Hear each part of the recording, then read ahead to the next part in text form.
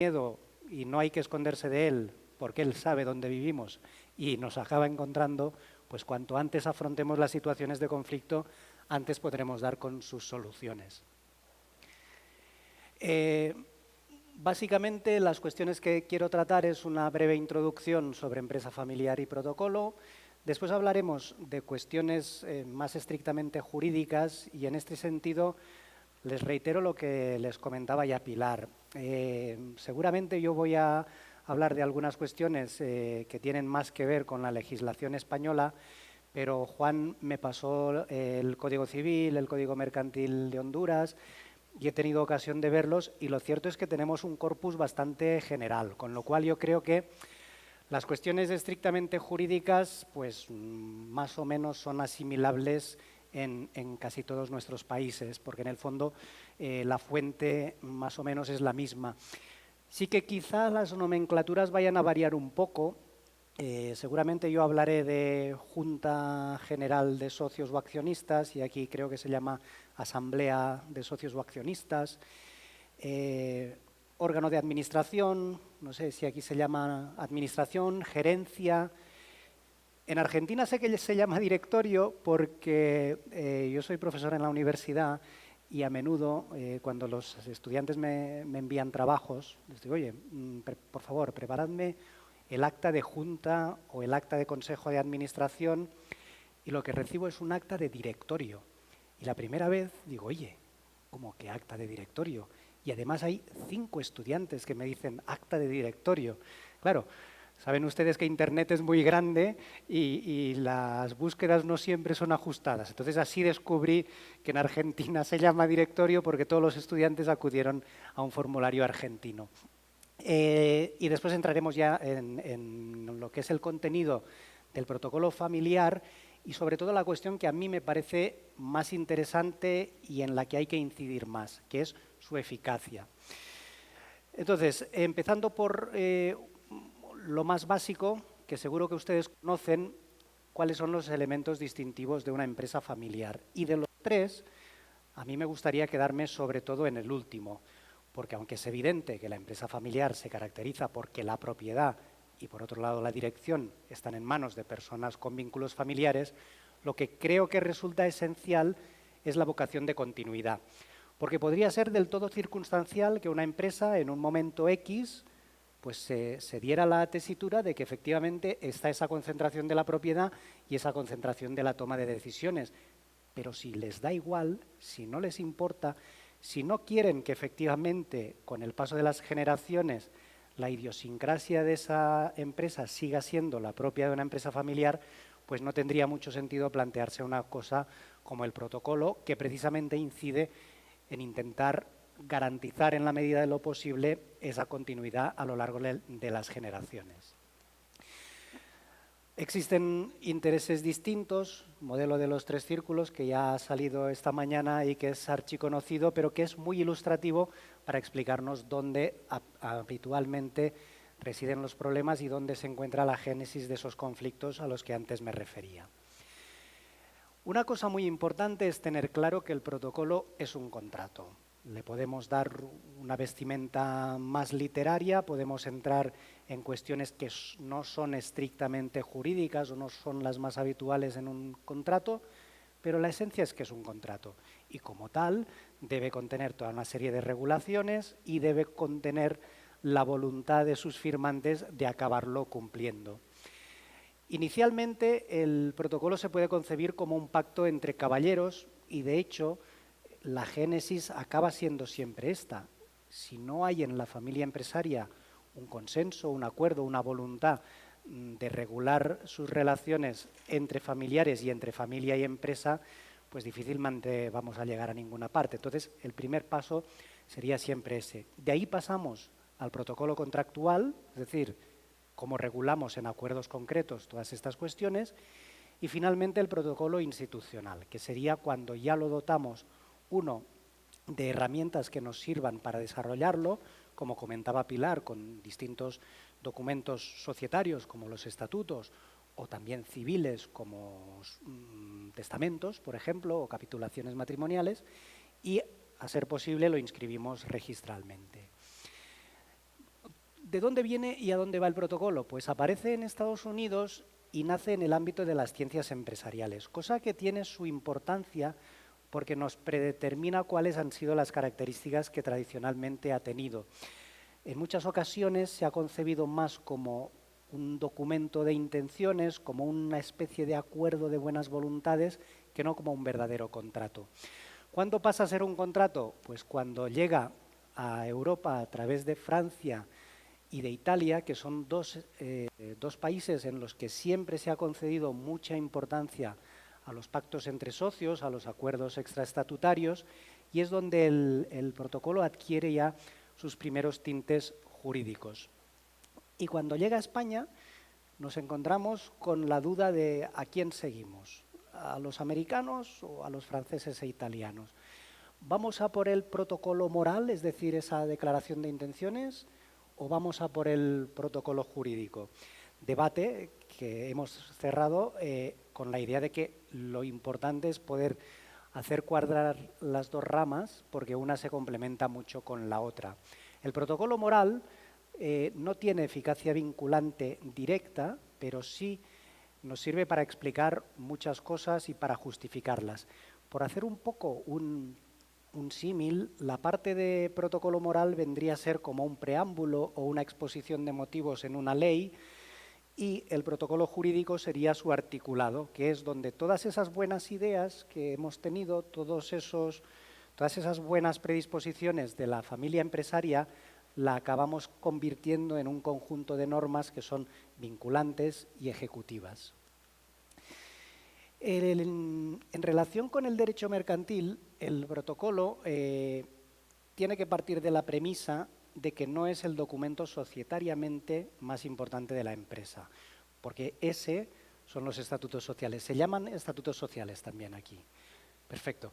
Pues lo más importante son los estatutos sociales, aunque generalmente el protocolo pueda contener una cláusula prácticamente de estilo que dice que en caso de discrepancia entre el protocolo y los estatutos se aplicarán preferentemente las normas del protocolo.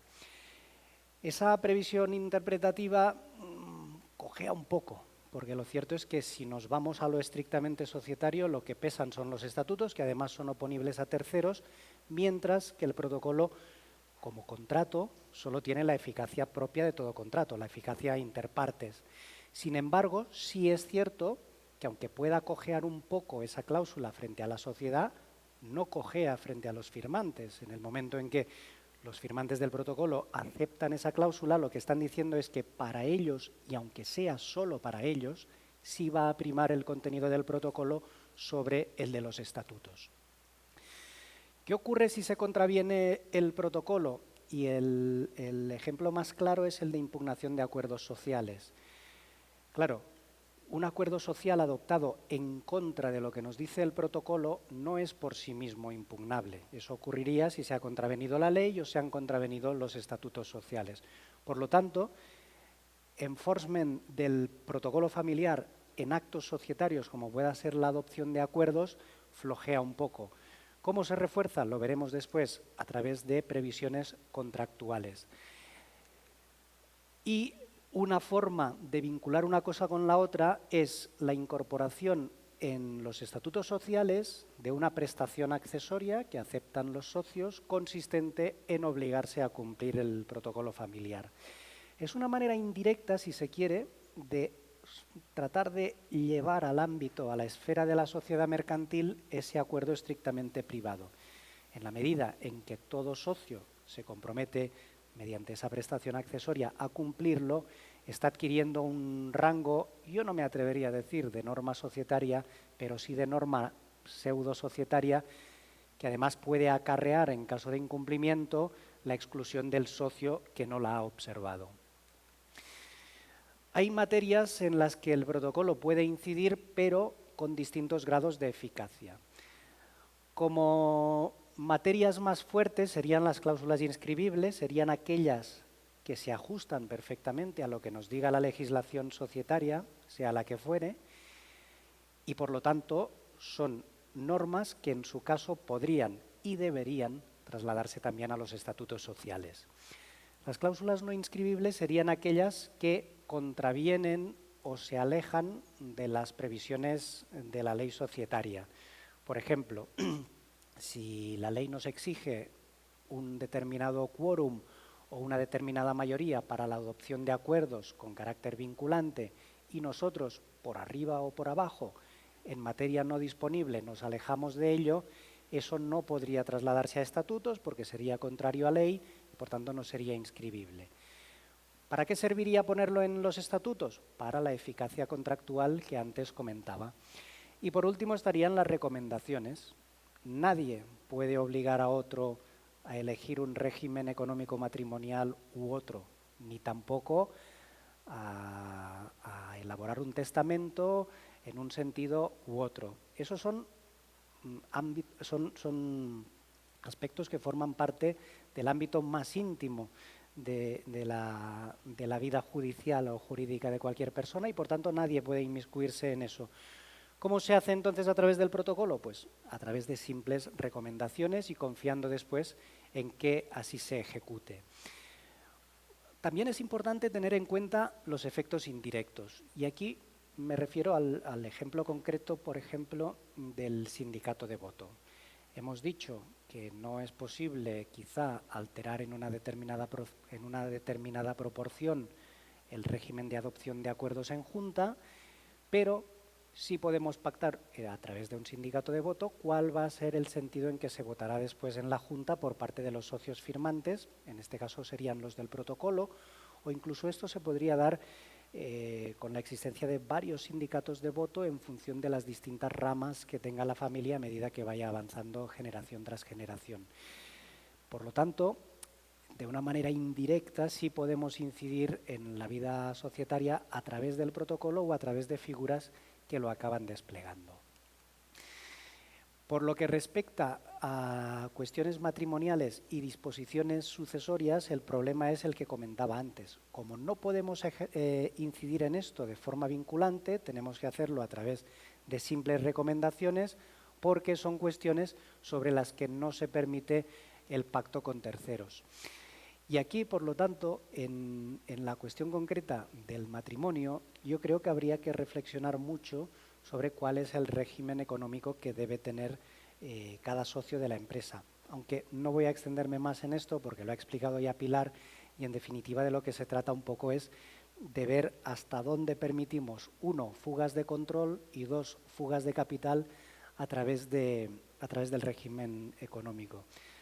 A título de anécdota, me comentaba una vez un notario en Barcelona que se había otorgado un testamento ante él, donde bueno, el señor que otorgaba el testamento decía, oye, mira, todas las acciones de la empresa para mi esposa, el piso donde vivimos en Barcelona para mi esposa, la segunda residencia frente al mar para mi esposa, el coche para mi esposa. Dicho esto, había un pedacito de tierra agrícola perdida en alguna montaña en Cataluña que desde siempre, generaciones y generaciones y generaciones, había sido de la familia del marido. Entonces dice, este pedacito de tierra para mi esposa no. Este pedacito de tierra va a ser para un primo lejano que viene de mi familia, con el que hace muchos años que no hablo, pero oye, esto tiene que seguir en la familia. Y la reflexión que hacía es, yo a mi esposa la quiero mucho, pero no es de la familia. Entonces, eso es una filosofía que impregna mucho el por qué a menudo se excluye a los cónyuges de la empresa familiar, ¿no?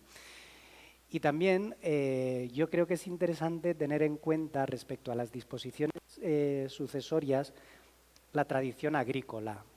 En el fondo, la filosofía que siempre ha imperado en el mundo del campo es tratar de evitar el minifundismo y, por lo tanto, tratar de concentrar siempre la propiedad.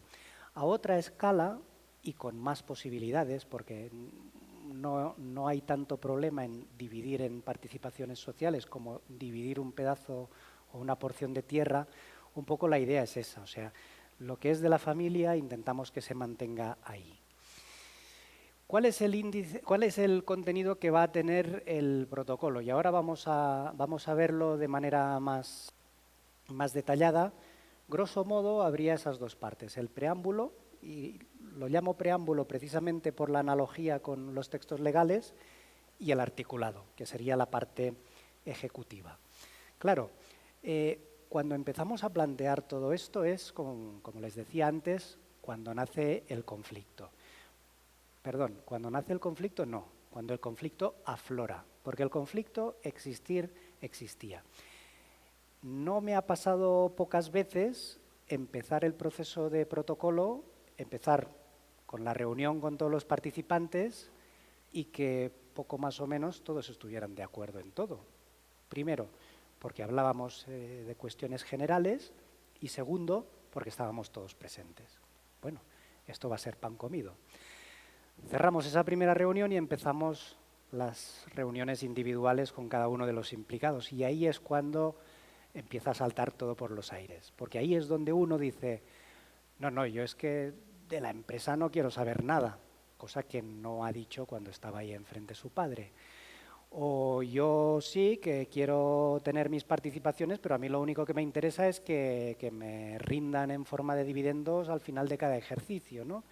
Y eso tampoco lo ha dicho porque sabe que su padre lleva 35 años reinvirtiendo todo el beneficio en la empresa. Entonces, ahí es cuando, les decía, surge el conflicto.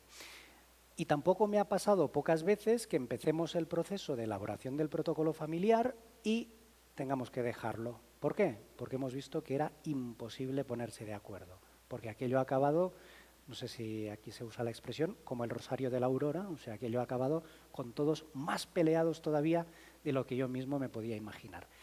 Y eso nos conduce en ocasiones a que ahí termina el protocolo y en otras ocasiones a que sorprendentemente 6 meses, 1 año, 2 años después, recibo una llamada y me dicen, oye, vamos a volver a intentarlo.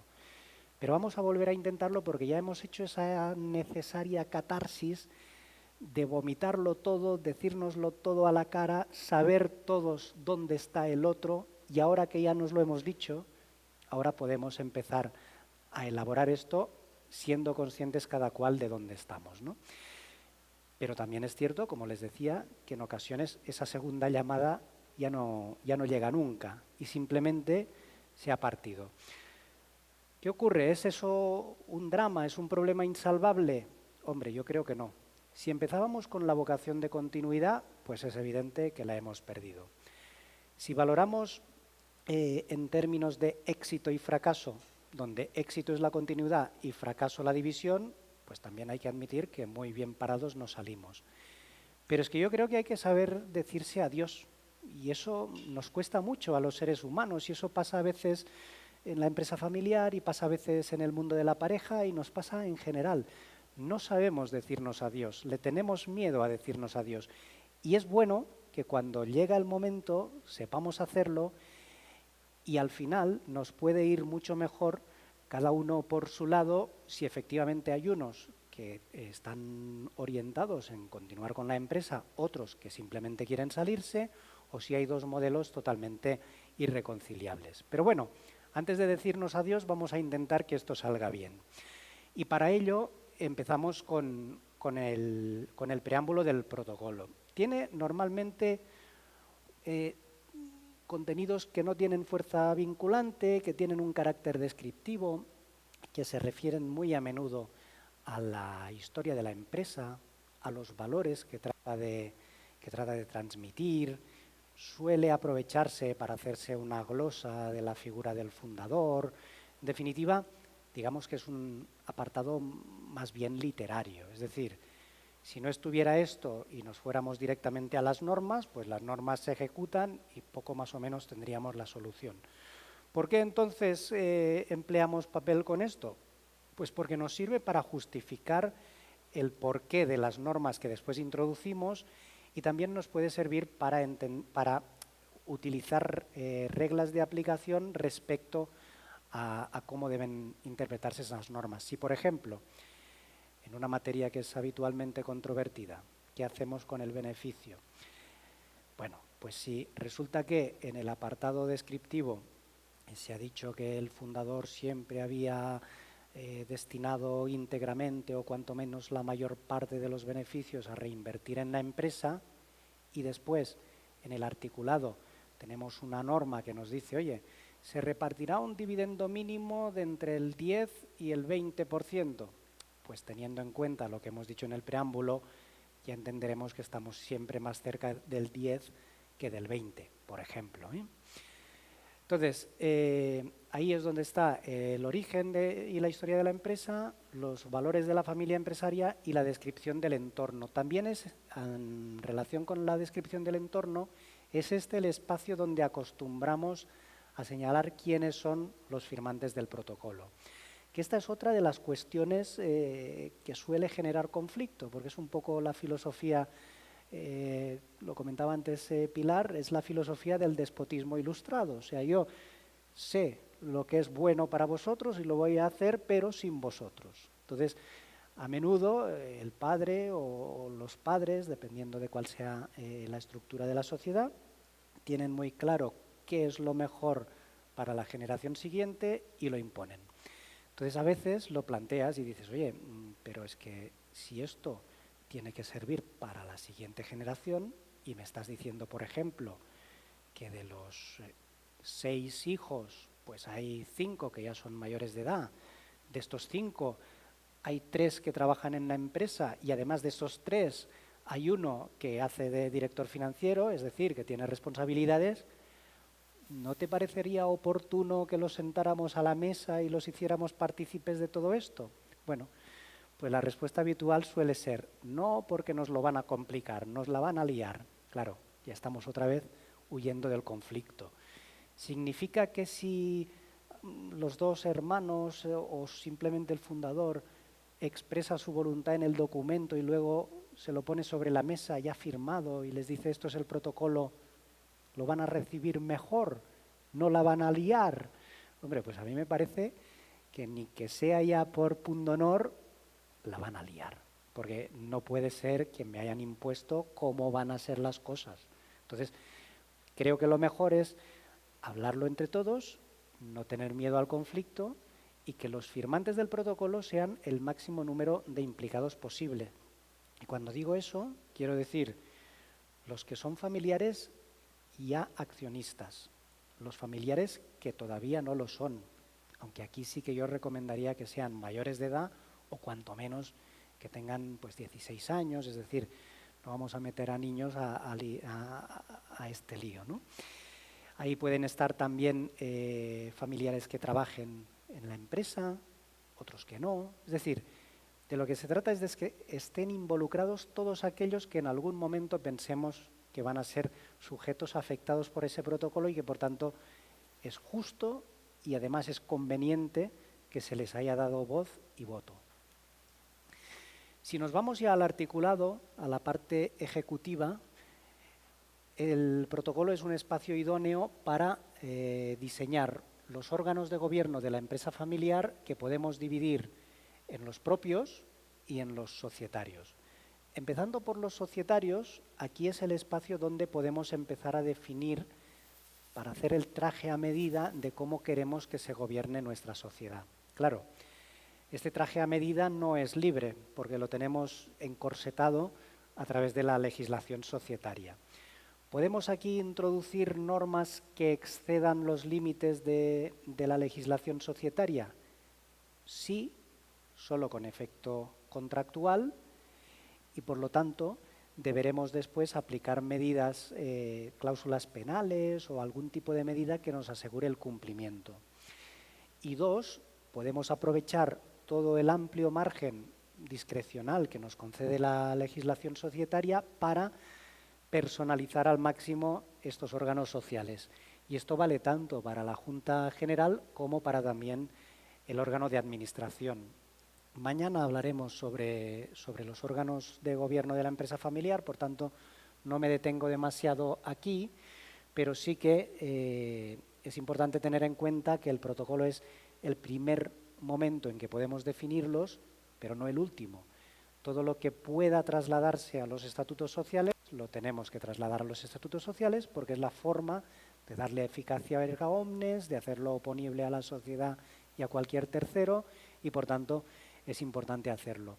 Y por lo que respecta a los órganos propios, pues bueno, podemos tener la asamblea familiar, que sería poco más o menos el equivalente a la asamblea de socios en sede societaria, el consejo de familia, que sería un órgano más ejecutivo, que podría ser el equivalente al consejo de administración, y los distintos comités que puedan incidir en cuestiones como pues, políticas de acceso a trabajos en la empresa, de acceso a puestos directivos, de promoción interna, de retribuciones y todo lo que se estime oportuno. Mañana hablaremos más en detalle de todo ello, pero sí que es verdad también que un problema que habitualmente se les plantea a muchas familias empresarias es: oye, yo necesito una cosa tan sofisticada, porque en el fondo somos 3 hermanos, que somos accionistas a tercios y somos los 3 miembros del Consejo de Administración. ¿Para qué necesitamos un tercer órgano o un cuarto órgano si vamos a ser los mismos y nos vamos a ver las mismas caras y vamos a hablar de lo mismo? Claro, esto seguramente requiere que la empresa, tanto en el ámbito mercantil como muy especialmente en el ámbito familiar, haya adquirido una base, un volumen que lo justifique. Si no, crear órganos artificiosamente no tiene mucho sentido. Aún así, sí que puede ser interesante reglamentar cuál va a ser el funcionamiento de esos órganos para el día en que efectivamente sean necesarios. Bien mediante un anexo al protocolo, bien mediante el propio articulado del protocolo, simplemente con la salvedad de decir, oye, para el día en que sea necesario, el Consejo de Familia será así y funcionará de esta manera.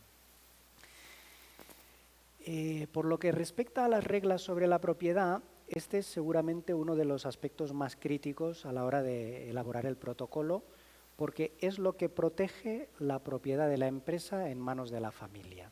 Entonces, esto lo podemos conseguir de varias formas. La primera es estableciendo restricciones a la libre transmisibilidad de títulos. Aquí, con las diferencias que existen entre la sociedad anónima y la de responsabilidad limitada, la anónima como modelo de sociedad capitalista eminentemente abierta, la de responsabilidad limitada como modelo de sociedad cerrada, híbrido, capitalista, personalista. Por lo tanto, la segunda, lógicamente, nos va a dar un margen más amplio de maniobra a la hora de establecer estas restricciones. Restricciones que pueden ser de lo más variopintas. Por ejemplo, la clásica, el derecho de adquisición preferente. Antes de que le vendas las participaciones a un extraño ajeno a la familia, se las queda otro familiar. La cláusula, por ejemplo, de consentimiento, por la que la sociedad debe dar su autorización a que una determinada persona adquiera la condición de socio. Autorización que debe estar previamente establecida en atención a una serie de condiciones, entre ellas, lógicamente, la de tener condición de familiar. Cláusulas de rescate o de obligación de enajenar.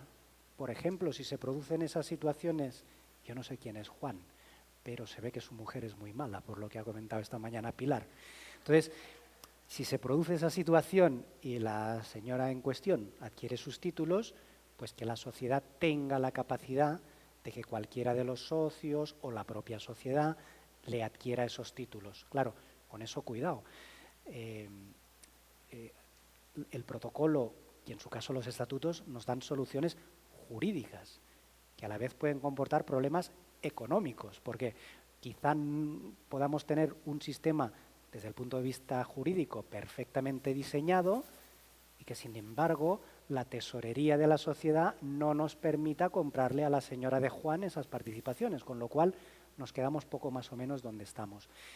En ese sentido, aprovecho para comentarles que hay determinados sistemas, planes de seguros que precisamente sirven para cubrir ese tipo de eventualidades, sobre todo en materia de sucesión mortis causa, de forma que se contrata un seguro por el valor de las participaciones y en el momento en que el socio fallece y esas participaciones van bien a una persona indeseada para la sociedad, como la mujer de Juan, o bien para una persona que no quiere los títulos, siempre tiene la opción de que sea la sociedad quien se quede esos títulos con cargo precisamente a la póliza de seguros.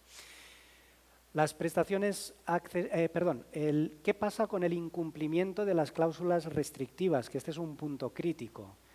Lo que les decía, claro, si uno de los socios incumple la restricción de venta de sus participaciones y esa cláusula restrictiva solo estaba recogida en el protocolo, esa operación es perfectamente válida, sobre todo porque el comprador es un tercero y, por tanto, como tercero, solo tiene que observar las normas que tengan los estatutos. Por lo tanto, imprescindible trasladar todas esas cláusulas a los estatutos sociales.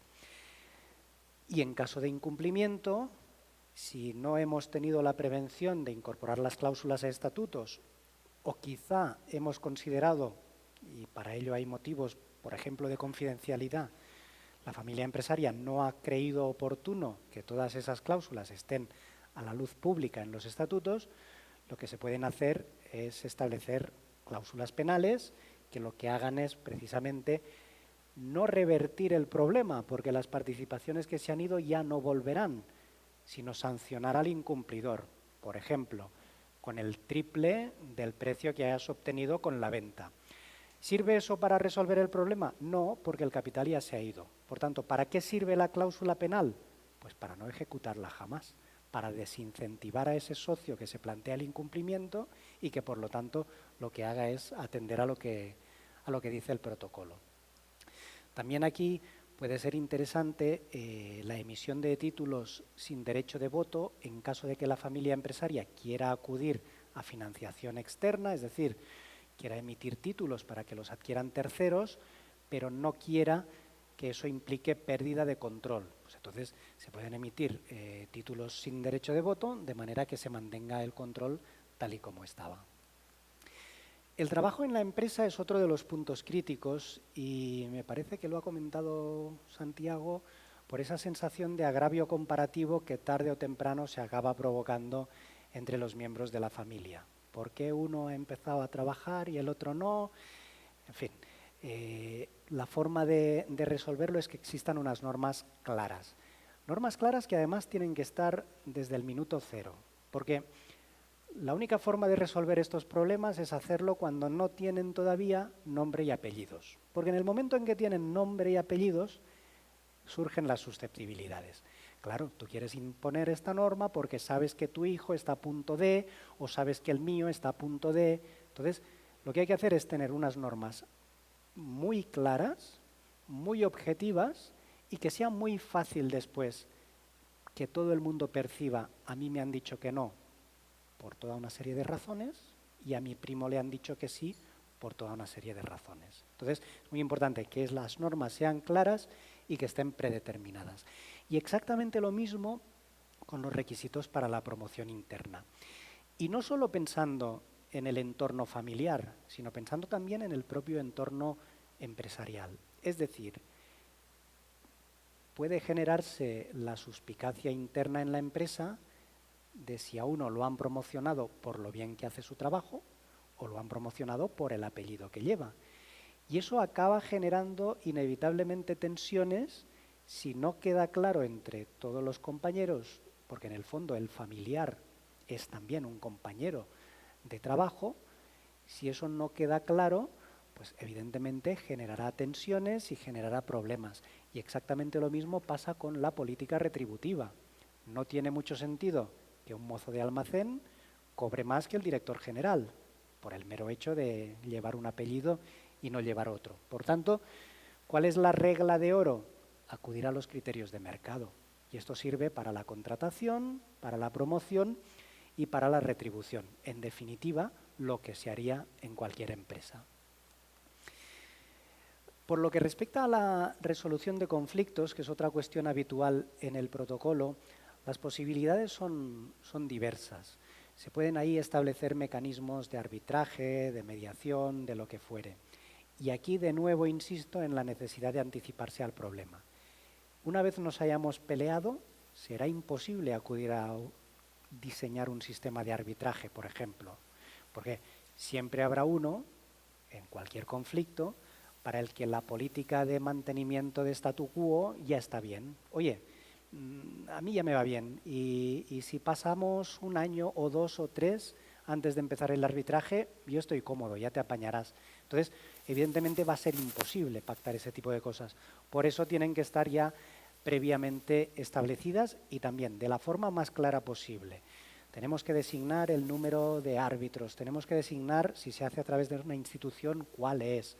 Tenemos que designar lo que se os ocurra, porque cualquier mínimo detalle que dejemos en el aire, ciudad de celebración. Ah, pues mira, Hong Kong. Ostras, pero si todos vivimos en Honduras. No, no, yo quiero Hong Kong. No. O sea, no nos busquemos más problemas. Tenemos que tratar de establecer las normas lo más claras y detalladas posibles para evitar ese tipo de situaciones. Y es importante todo ello incorporarlo al protocolo y también a los estatutos, como os decía desde el principio. Y también aquí puede jugar un papel importante el Consejo de Familia en la medida en que puede ser el órgano que sirva para tratar de resolver determinados conflictos que surjan entre familiares. Seguramente no cuando tienen trascendencia societaria, pero sí puede servir para, quizá más que conflictos, resolver rencillas que puedan surgir a raíz de lo que comentaba antes, procesos de contratación, procesos de promoción, etcétera. Las cláusulas penales son también una parte importante y lo cierto es que a la gente le cuesta mucho y le cuesta mucho ponerlas, sobre todo cuando la familia está bien avenida. Entonces aquí, pues bueno, yo soy el malo, ¿no? Porque resulta que esta gente está muy bien avenida y yo les digo, no, no, pues tienes que poner una cláusula que si te incumple esto, pues te tiene que pagar $100.000. ¿Cómo $100.000? Eso es una barbaridad. Ya sé que es una barbaridad, pero es que si le pones $10, oye, toma, te los dejo aquí e incumplo al momento, ¿no? Entonces, la cláusula penal tiene que doler. Tiene que doler o simplemente, como os decía antes, no se tiene que ejecutar. ¿Por qué? Porque el efecto que consiguen es el resarcitorio, tú has incumplido y a mí como contraparte del protocolo me pagas, pero el efecto que no consiguen es reparador. El incumplimiento hecho está en la medida en que seguramente desde el punto de vista de derecho de sociedades ha sido totalmente válido. Y por tanto el efecto que persiguen es el disuasorio. El efecto es que no se incumpla. Y no hay que tener miedo a poner $100.000 o 100.000 millones, si es que alguien los ha visto alguna vez, porque en definitiva existe después la moderación judicial. Da igual lo que pongamos en la cláusula, porque después el juez seguramente, en caso de conflicto judicial, lo que va a hacer es valorar hasta qué punto existe una correlación real y efectiva y razonada entre esa cláusula y el incumplimiento realizado. Y por último, es importante que exista también una previsión de revisión y actualización del protocolo, porque no solo es importante que al principio participen todos los implicados, sino que también es importante que sea un documento vivo en el tiempo, porque quizá con la mejor intención los que firmaron inicialmente el protocolo diseñaron unos determinados mecanismos que con el tiempo, con la realidad social del momento, con lo que fuere, han resultado finalmente obsoletos o por lo que sea se considera que es mejor cambiarlos. Claro, retomando lo que os decía antes, siempre habrá alguien para quien las cosas ya estén bien. Por tanto, es bastante recomendable que el propio protocolo ya diga pues que dentro de 5 años habrá que revisarlo. O dentro de 10, eso ya es discrecional. Quizá 5 es un plazo breve y 10 sería seguramente el más adecuado. Pero sea el plazo que sea, da igual, 5, 10, 15, tiene que estar ya preestablecido para que sepamos que hay un día en el que nos vamos a tener que sentar para volver a hablar sobre todas estas cuestiones. Y todo esto porque, en definitiva, el escenario es cambiante. Pensad, por ejemplo, en la evolución de las ramas familiares. Y una cuestión que va íntimamente relacionada con ella es las mayorías en la Junta o en la Asamblea de Accionistas. Claro, en una sociedad de 2 socios 50-50, la cosa tiene poco misterio. Cuando pasamos a la segunda rama, si uno de los socios tiene más hijos que el otro, en ese momento casi que va a dar igual, porque normalmente lo que habrá será 2 ramas, cada una con su 50, aunque internamente en una rama puedan estar al 16, 16, 16 y en la otra al 25, 25. Porque en el fondo, si votan alineadamente, seguirán reproduciendo la estructura 50-50. Pero cuando viene la tercera generación y el capital se atomiza, pues seguramente las cosas van a ser distintas. Y al final va a haber un momento en el que esa dificultad que tenían al principio los dos hermanos para convencer uno al otro, que implicaba convencer al 50% del capital, a lo mejor habrá un momento en que una de las ramas solo necesitará convencer a una persona que tenga un 4%, y solo convenciendo a ese 4% ya nos llevamos el gato al agua. Claro, eso obliga a tener en cuenta que las normas sobre adopción de acuerdos, que en su momento tenían un sentido para la primera estructura, pueden no tener ningún sentido en la medida en que hayan ido avanzando las generaciones y, por tanto, será necesario revisarlas. Y puesto que os he dicho que una cuestión que me parece muy interesante es la prestación accesoria de cumplimiento, la recomendación es elevar siempre a público el protocolo familiar, porque de esta manera nos aseguramos de cuál es la versión vigente en cada momento y es la única manera de que el socio que asume esa prestación accesoria sepa efectivamente cuál es el contenido de la misma. El protocolo familiar, creo que lo he dejado caer varias veces, el principal problema que puede plantear es su eficacia. O sea, de acuerdo, hemos firmado este documento, pero ¿estamos seguros de que esto nos va a servir de verdad? Si ya hemos dicho que si los estatutos dicen otra cosa, nos vamos a encontrar con la necesidad de seguirlos. Pues bueno, por eso es muy importante aplicar todas las medidas que tengamos de seguridad y de eficacia. Para ello tenemos mecanismos internos, que ya hemos comentado, la cláusula penal y la prestación accesoria. Tenemos también la necesidad de trasladar todo esto que hayamos pactado en el protocolo a los documentos que sean más adecuados en cada caso. Capitulaciones matrimoniales, a ser posible, régimen de separación de bienes para todos, sobre todo para Juan, testamentos y pactos sucesorios que sigan todos un criterio que sea el expresado en el protocolo. Criterio que seguramente podremos interpretar mejor a través de esa primera parte de protocolo moral que os comentaba, en donde se habrá expresado que todos consideramos que es bueno que el capital siga en manos de la familia y, por tanto, después, en los testamentos y en los pactos sucesorios, los haremos ir en ese mismo sentido. Y, sobre todo, todo lo que se pueda trasladar a los estatutos sociales, lo trasladamos a los estatutos sociales porque es lo que de verdad nos garantizará su eficacia. Y bueno, en el caso de España existe la posibilidad de inscribir los protocolos en el registro mercantil, que entiendo que su equivalente aquí sería el registro público de comercio, pero es una cuestión que francamente está muy mal resuelta.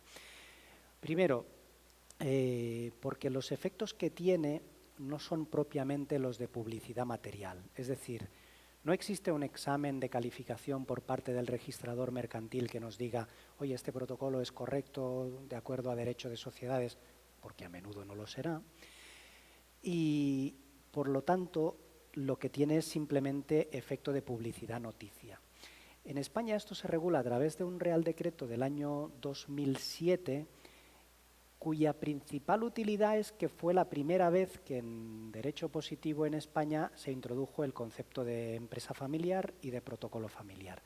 Pero más allá de eso, lo cierto es que el Real Decreto sirve para regular cómo accede el protocolo al registro y es bastante poco eficaz porque tiene tres vías. La primera es la mera comunicación.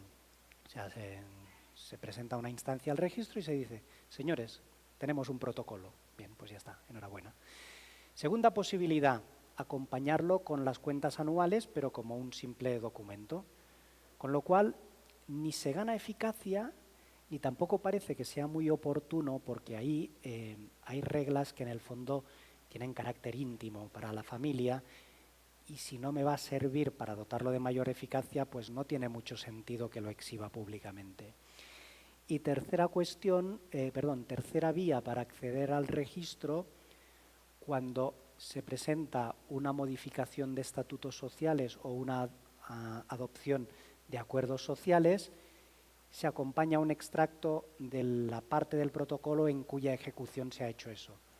¿Nos sirve para algo? Pues la verdad es que no, porque si ya hemos adoptado el acuerdo, que es lo que en definitiva se va a inscribir, que la razón por la que la hayamos adoptado sea o no el protocolo, lo cierto es que ni nos suma ni nos resta.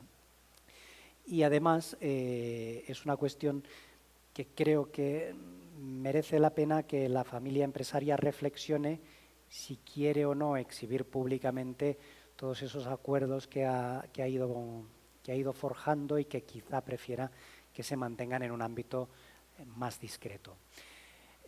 Aquí, cuando escuchaba a Juan Pablo esta mañana con las motivaciones extrínsecas e intrínsecas y tal, me venía muy a la mente esta cuestión. ¿Por qué cumplimos las normas? Pregunto, ¿eh? ¿Por qué cumplimos las normas? Bueno, básicamente hay tres motivos. El primero sería la coerción. Un ejemplo, no sé qué límite de velocidad hay aquí en carretera. 100, 80. Lo pasaría mal.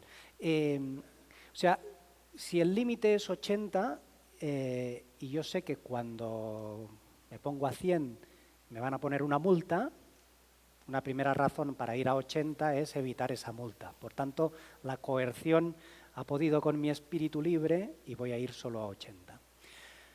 La segunda posibilidad es la retribución. No sé si aquí utilizan el carné por puntos. No. Bueno, ahora me animo más a quedarme. En España sí, y cuando llevas un cierto tiempo sin que te pongan multas, te regalan puntos extra, retribución. Entonces voy a ir siempre a 80 para que me den esos puntos extra. Incluso en China han puesto en marcha un sistema de retribución a los ciudadanos por comportamientos cívicos, con lo cual eso les da ventajas después en trámites administrativos, en fin, retribución. Pero bueno, al final, si tengo dinero para pagar la multa y tampoco me da en la vida tener 2 puntos más en el carné y me apetece ir a 100, pues quizá vaya a 100. Porque al final la coerción y la retribución tienen un alcance limitado. Lo que de verdad nos sirve es la convicción. Cuando yo voy a 80, porque llevo a mis hijos en el asiento de atrás y no quiero que nos pase nada, ni a ellos ni a mí. Entonces, por convicción, sé que tengo que ir a 80 porque si voy a 100 estoy poniendo en riesgo mi vida y la suya. Por tanto, ahí es donde sí o sí voy a cumplir con las normas. Y esto sirve para el protocolo familiar. De acuerdo, hay una cláusula penal, pero a lo mejor me compensa. A lo mejor, como la familia está bien avenida, la cláusula penal es baja. A lo mejor obtengo otro beneficio. De acuerdo también con que hay una retribución en el cumplimiento, si bueno, pues siendo todos buenos, pues a mí me van a promocionar, voy a acceder a puestos de dirección, bueno, de acuerdo. Pero lo que de verdad nos va a permitir que el protocolo sea eficaz, y esto cada vez que lo explico no puedo evitar sentirme extraño, porque en el fondo yo soy abogado y para mí las cosas son blancas o negras y si no están en el papel es como si no existieran. Y todo esto del cumplimiento por convicción casi me suena un poco esotérico, ¿no? Pero la verdad es que ciertamente es así. Solo en la medida en que yo me crea esas normas del protocolo es cuando las voy a cumplir. Y aquí es donde, por ejemplo, nos puede venir muy bien esa parte moral, esa explicación previa que al principio os decía, hombre, esto es solo literatura, sí, pero literatura de la buena. Porque si ahí es donde a mí me explican el esfuerzo que siguió mi abuelo para poner en marcha la empresa, las penalidades que pasó la familia y todo esto, hombre, quizá yo con este patrimonio emocional no quiera jugar, ¿no? Y entonces ahí es donde se genera el cumplimiento por convicción. Y es lo que os explicaba ahora, la importancia de esa primera parte, de ese preámbulo que nos orienta sobre cuál debe ser la interpretación de las normas y su justificación. Porque en la medida en que yo entienda el motivo, la justificación de la norma, será más fácil que me anime a cumplirla. Y bien, con esto yo creo que más a la hora que es, ya debería dejar aquí la cuestión y eso sí, quedo a su disposición si hay cualquier duda, cualquier pregunta.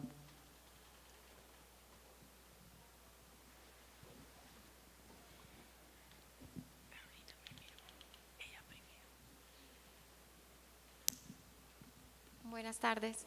Buenas. Solo quería saber, cada vez que haya un nuevo accionista en la sociedad, un nuevo miembro, ¿debe él también firmar el protocolo o se entiende que porque ya fue incorporado en los estatutos y en los demás documentos corporativos, si se quiere decir así, ya entonces es vinculante para este nuevo miembro también? Pues ahí están las dos posibilidades. Si nos hemos quedado simplemente con el protocolo y no se ha incorporado a estatutos la prestación accesoria de su cumplimiento, eso es un contrato y como tal, en atención al principio de relatividad de los contratos, afecta a sus firmantes.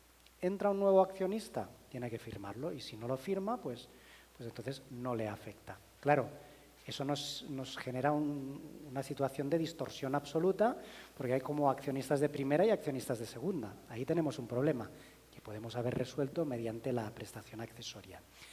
Segunda posibilidad, que no sería la prestación accesoria, sería exigir dentro de los estatutos esa cláusula que os comentaba de autorización del adquirente. O sea, la sociedad solo admitirá como socio a quien haya firmado el protocolo. Entonces, aunque a ti te llegue, por ejemplo, vía mortis causa, un paquete de participaciones, en la medida en que tú no firmas el protocolo, tú no adquieres la condición de socio. Se te tendrán que pagar, lógicamente, su valor, pero no se adquirirá la condición de socio. Por tanto, existiría la doble vía. Si hay prestación, es automático, y si no hay prestación, habría que firmarlo. Antonio, dos preguntas. La primera, dijiste en algún momento que la firma del protocolo como contrato entre partes no sería oponible a la sociedad. Alguno me ha recomendado solución fácil, pues que la sociedad firme como parte el protocolo familiar. Tal vez me decís si esa experiencia vale, digamos. Y la otra pregunta es, sociedad entre hermanos, que algunos quieren que se les adelante el dividendo o que se les den préstamos porque necesitan el dinero ya y no están para las historias de que voy a esperar que la asamblea se reúna o que la junta, como le llamas. Sí, el protocolo suele incluir alguna política sobre adelantos de fondos y sobre ingreso a la compañía. Es decir, mi hijo que vino ya de la universidad, yo quiero que ingrese y entonces le dice el protocolo, bueno, pero va a tener que comenzar desde asear, la seguridad, la papelería, o no es un tema típico de protocolo familiar. Empezando por la primera, para que no se me olvide. Uy, ya se me ha olvidado. Correcto. A mí no me ha funcionado. Lo he intentado, pero no por una cuestión de protocolo familiar, sino por una cuestión de pacto entre socios. Pacto, además, omnilateral, es decir, firmado por todos ellos. Y elucubrando, puesto que veíamos que no había otra forma, intentamos hacerlo de manera que uno de los socios administrador firmara en nombre de la sociedad, con lo cual efectivamente pasa a ser parte del contrato. Sin embargo, eso era un fraude de ley, porque en definitiva estás tratando de convertir en societario un acuerdo que no es societario y por lo tanto no sería viable. Sí que hay un caso muy conocido en España, una sentencia del Tribunal Supremo del año 92, que se conoce como sentencia Munaca, que era una empresa en la que se reunieron los 4 socios y adoptaron toda una serie de acuerdos. Entonces, el Tribunal Supremo lo que hizo fue una ficción en atención a la cual decía, oye, ¿verdad que vosotros 4 sois los socios? ¿Verdad que os habéis reunido como si esto fuera una junta general? Pues a ese acuerdo que habéis adoptado le doy carácter y le doy fuerza de junta general y por tanto los acuerdos adoptados ahí no son extraestatutarios, sino que son vinculantes para la sociedad, como lo pudiera ser cualquier otro si se hubiera adoptado en sede de junta convocada al uso, por así decirlo. Y la segunda cuestión, respecto a si se incide en cuestiones económicas o no, sí, la verdad es que el protocolo acostumbra a tener un apartado dedicado a relaciones económicas entre empresa y familia, porque es habitual que haya miembros de la familia que por situaciones diversas necesiten dinero. Claro, el problema aquí es el riesgo de confusión de patrimonios. Tenemos que tener claro que una cosa es la caja de la empresa y otra cosa es la caja de la familia.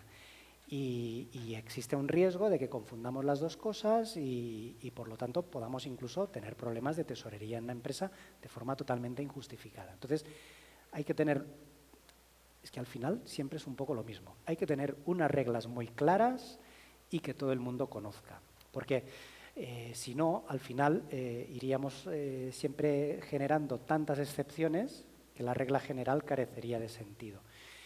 Hay protocolos en los que, por ejemplo, se determina la posibilidad de acceder a ayudas si son para determinadas cuestiones, por ejemplo, para formación.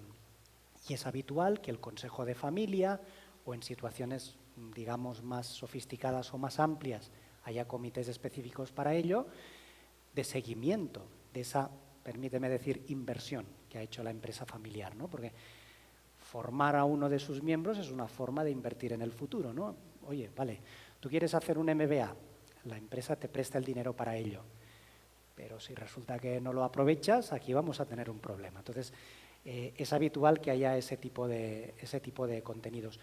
Y respecto a la posibilidad de anticipo de dividendos, pues bueno, aquí no sé cómo lo regula la legislación societaria, pero la posibilidad legal existe de adelanto de dividendos, aunque es verdad que por sus propias características en la empresa familiar muchas veces eso genera tensiones porque se tiende a repartir poco, se tiende incluso a ver mal al que pide más reparto, porque en el fondo siempre es el rol del que está más alejado del día a día, de la gestión, de la realidad de la empresa, aunque también hay que admitir otra cosa.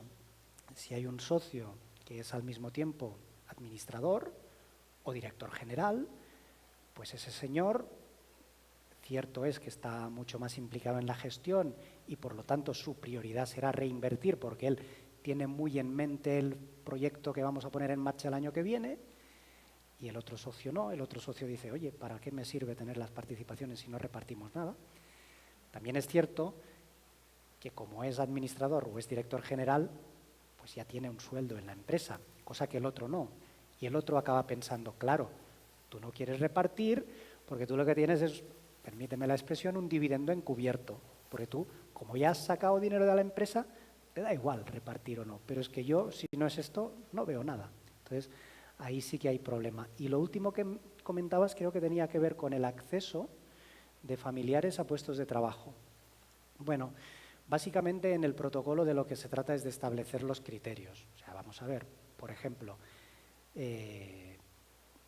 para acceder al trabajo en la empresa, el primer criterio es que el puesto no sea ficticio. Es decir, si tenemos un hijo licenciado en farmacia, pues aunque no encuentre puesto de farmacéutico, no vamos a generar un puesto de auxiliar de contabilidad que jamás ha existido para meterle ahí. No tiene mucho sentido. Segundo criterio, aparte de que exista el puesto, que exista la capacitación. No tiene que ser farmacéutico, tiene que ser contable. Tercer criterio, que de acuerdo con parámetros de mercado no sea un patán, o sea, que sea por lo menos igual de bueno que cualquier otro que pudiéramos haber encontrado en el mercado. Y después ya para acceder a puestos de dirección, pues se suele exigir pues, que tenga pues, algún determinado nivel de estudios, de idiomas, incluso experiencia en otras empresas del sector o incluso experiencia en la propia empresa. Que aquí suele haber dos líneas de pensamiento. Yo no sé cuál es la buena, creo que las dos lo son, pero les invito a reflexionarlo. ¿Qué es mejor? ¿El hijo que se ha ido y se ha pasado 10 años dando tumbos por toda clase de empresas, con lo cual no ha tenido una vinculación directa con la empresa de la familia, pero ha adquirido seguramente una experiencia mucho más amplia y mucho más global? ¿O el hijo que en lugar de eso lo que ha hecho es empezar de carretillero en la empresa, después de administrativo y ha ido siguiendo toda su carrera dentro de la empresa y por tanto conoce cuál es no sé la palabra, cuál es la bombilla que falla cada semana. ¿Cuál de las dos es la buena? Yo no me atrevo a pronunciarme. Creo que cada uno de los dos caminos existenciales que se han seguido son los buenos. En todo caso, lo que sí, insisto una vez más, es que esté definido cuáles van a ser los criterios que se van a aplicar. Y con esto ya estaríamos. ¿Sí? Bueno, muchas gracias.